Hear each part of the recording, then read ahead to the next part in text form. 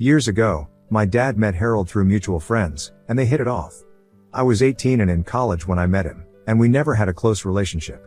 However, he always seemed to think of himself as a family friend, and was extremely infantilizing and condescending towards me. Every time I saw him, I'd try to tell myself it wasn't that bad, only for him to prove me wrong less than a minute later.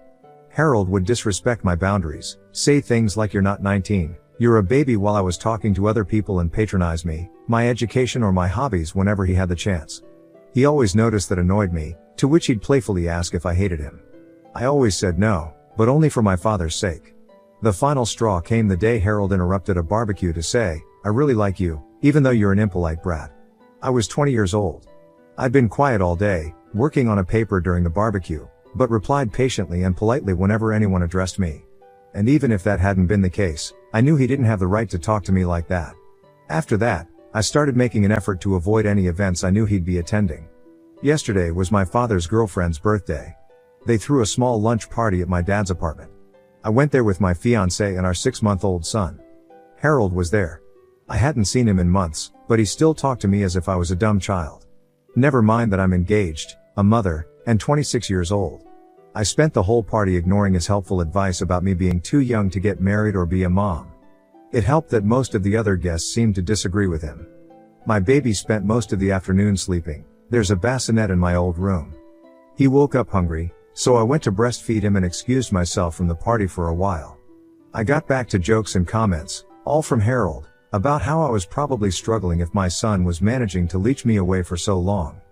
He went on to interrupt a conversation I was having with another of my dad's friends to question pretty much everything about my parenting. He doesn't even have custody of his daughter, by the way, and to make more comments about my age. I decided I couldn't take it anymore after he asked if I'd thought about giving my baby up for adoption. I got my son and told my fiancée we were leaving. We said goodbye to everyone except Harold. When we got to the door, Harold came to ask why we were leaving. I tried to make up an excuse, but he kept trying to make us stay. After a small back and forth, he jokingly asked if I hated him. And this time, I said, "Yes, I do. Can we go now?" He didn't say anything, and we left. On the way home, my fiancé said he was proud of me. My father called this morning to say the opposite, and we had a small fight, but ultimately decided to drop the subject. I'm sure this isn't over, but if it keeps going, it won't be because of me. This is far from my proudest moment, and a small part of me regrets it, but I'm done with that guy. Edit, Jesus Christ Superstar, that's a lot of comments. To answer some common questions, I don't think Harold is in love with me. Harold didn't tell me to give up my son. He asked if I'd thought of doing so when I got pregnant. It was still an awful question, especially since he interrupted a conversation I was having with someone else, my dad's girlfriend's pregnant friend, who was asking about my own pregnancy and delivery, to ask it. I don't like making a big deal out of things unless necessary. If I'm uncomfortable, I leave. If I don't like someone, I avoid them. It's usually less stressful. The fight between me and my father ended when I told him about the adoption comment. I don't think he gets that's not the only reason I left, but it was definitely what broke the camel's back. I really don't need my father to stop being friends with Harold. He's a grown man capable of making his own crappy decisions. I never told my dad I hated Harold because I never thought I had to like him in the first place. He's my father's friend, not mine. And I've been distancing myself from Harold since I was 20, meaning I haven't seen him much in the last 6 years. My fiancée was on the other side of the room and wasn't listening to Harold's comments. I filled him in when we got to the car. He's 100% on my side. Update 1. Hey guys. I wasn't going to write an update, but I just got some free time and I figured I'd fill you in. I'll start by addressing the, very frequent, assumption that Harold has feelings for me. I really don't think that's the case. His comments always came out as annoying and condescending, but never sexual. But I will say that your comment scared the shit out of me. And the fact that the general consensus was fuck Harold was weirdly heartwarming. I also want to add that, while I did regret what I said a little bit, I never doubted I'd done the right thing. I think most of my regret came from the fact that my 8 years of keeping the peace were over. It took some time for the relief to sink in. Truth be told, I've been wanting to do this since the barbecue incident, which was when I went from I don't like that guy to I can't stand that guy. My father called Harold the day after I made my previous post. When confronted about the adoption comment, he tried to twist it as him being genuinely concerned about me being a mom so soon, and that he didn't think I knew what I was doing. He did apologize to my father. I don't buy any of that. The next day, My dad told me about the call. He said I should forgive Harold for what he thought was an honest misunderstanding. He also told me I should apologize too, since I'd overreacted by telling Harold I hated him for such a small reason. Many of Harold's past comments were made with my father close by. It often happened in the middle of conversations with other people, so he'd be too distracted to register them. He also wouldn't notice them most of the time. My dad doesn't pay enough attention to anything that doesn't either concern or anger him, and he'll most likely forget it until he gets angry at something else later anyway. He's like a meth head goldfish. We also have different definitions of what's offensive, so he'd never think they were a big deal. I told my father I wasn't exaggerating when I said I hated Harold, and that the adoption comment was far from being the only reason. I listed most of the condescending treatment and comments I could remember, including the ones from the party. He didn't remember any of them. I made it very clear that I'd hated Harold for years prior to the party, and that I had nothing to apologize for. I then stated that I'm no longer coming to any events Harold is invited to. My father doesn't need to stop being friends with him, or even stop inviting him to stuff, but he can no longer expect me to show up as well. I will ask him beforehand, and if he lies, I'll leave. My father called me dramatic, but I pointed out that I've been avoiding Harold for 6 years now and no one even noticed, so it clearly wasn't a problem. I've only seen him a handful of times since the barbecue incident, and only twice for more than a few minutes, the lunch party last week and another party back when I was pregnant. It clearly didn't ruin my father's life. I'm not obliged to like his friends any more than he is to like mine. There was some back and forth, but he agreed to my terms. We spoke yesterday about something else, and he mentioned Harold was upset. I ignored that. I'm not going NC with my father. Yes, I'm very well aware he's an asshole, and I came really close to cutting ties with him in the last few years, but I ultimately decided it wouldn't really fix anything. Maintaining my relationship with him has gotten a lot easier since I moved out, as we only see each other a couple times a month. He gets frustrated that I don't call or text much, but doesn't complain about it anymore. I don't see the point in going NC with someone who no longer has any say in how I live my life. I'd rather just take note of what my father did wrong when I was growing up and then make sure to raise my own kid differently. He's on thin ice, though, and has been for some time. He's not allowed to babysit, mostly because I don't trust him to spend more than an hour alone with a baby without falling asleep on the couch. I began pushing for him to start doing therapy back when I got pregnant, and he finally got started back in June. His behavior around me and my younger sister, who still lives between our very divorced parents, has improved a lot since, and I've made it clear to him that he won't be allowed near my son if he stops attending. This is the first time in my life my father has improved his behavior. It's hard to be hopeful, but I'm trying. And if I ever do go NC with my father, it won't be because of fucking Harold. So that's it. Overall, I'm glad I don't have to deceive anyone anymore. My relationship with my father is rocky, but I won't dwell on it. My main responsibilities are my son, my fiancé and my job, and that's not changing anytime soon. Update 2, Sept 11, 2024. Hey guys. Wow, I can't believe it's been over a year since I last posted about this. I planned on updating some time ago. These past few months, I've been caught up in raising a toddler, getting married, yay, working like crazy and rewatching Supernatural. Needless to say, I've been busy. Openly avoiding Harold has been working pretty well. My father has been respecting my boundaries. Whenever he invites me and my husband over for lunch or dinner, I ask who else will be there. If Harold's coming, he tells me. He hasn't lied so far, and doesn't usually insist when I tell him I'm not coming. Since my last post, I've only seen Harold once, at my dad's birthday party a few months ago. Yes, I knew he'd be there. My father promised he'd tell him not to talk to me. Also, some of my father's friends' kids, most of whom I used to babysit, would be there. I hadn't seen them in a while, and I love them more than I hate Harold. I ended up spending most of the party with my son and the kids. Harold didn't talk to me at all, so I guess my father was true to his word. My husband and I did catch him staring at us a couple times, but I decided to ignore it. I caught my husband staring back once, and the walking marshmallow I married actually managed to look threatening. I love this man. You know who did talk to me? Harold's girlfriend. Yes, he has one now. She interacted with me twice. First, she came over to coo over my son before making a comment about how he needed a haircut. Ha ha ha, I already hate you. Later, she approached me and said, "You're shy, aren't you?" I said no. She laughed and said, "Yeah, you're shy." She said all that in the same tone one would use to talk to a 6-year-old. I managed to keep my expression schooled. Otherwise, I would have told her I'm not shy, I just chose to spend the whole party with the kids because they were better company than her and her annoying-ass boyfriend. So yeah, based on both my interactions with her, Harold's girlfriend is insufferable. In other words, they're perfect for each other. I don't have much else to add. My father broke up with the woman he was dating last year, long fucking story, and has a new girlfriend. She is not annoying or psychotic, and I actually really like her. They won't last a year.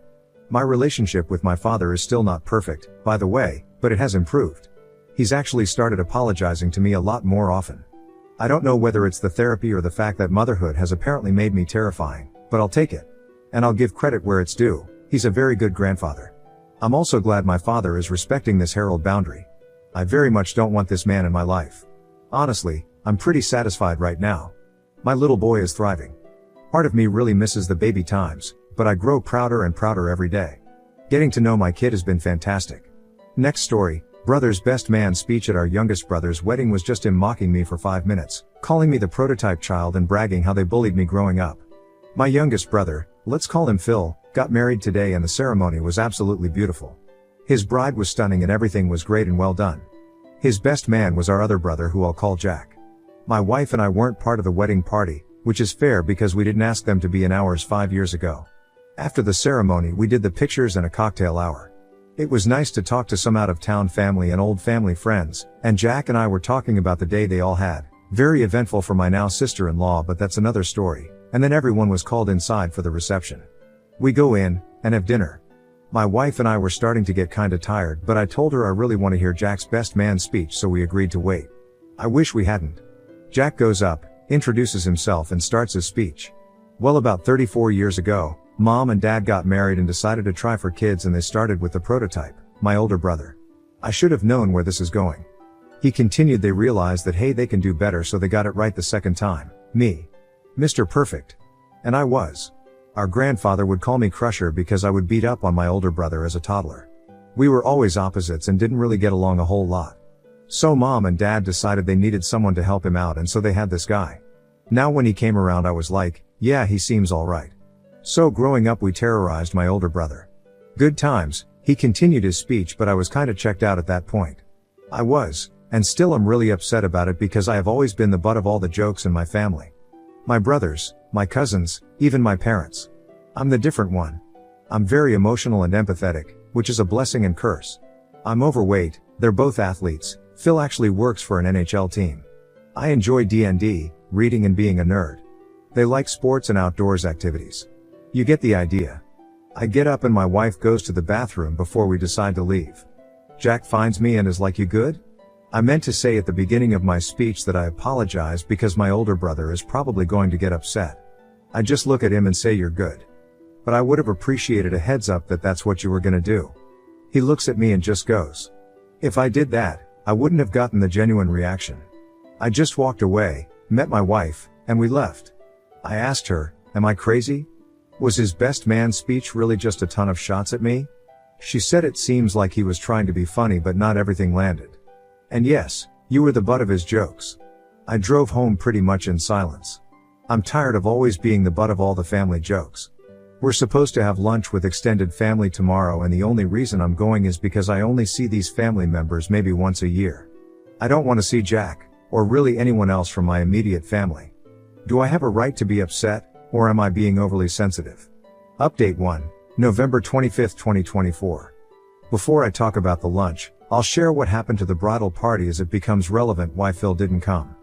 The bridal party was creamed by a pickup right outside the venue. The truck was going 55 and the girls were stopped. Both vehicles were totaled, but they were adamant to go on with the ceremony and get checked out later. So Phil took his wife to the hospital today. No major injuries, thankfully. So the lunch.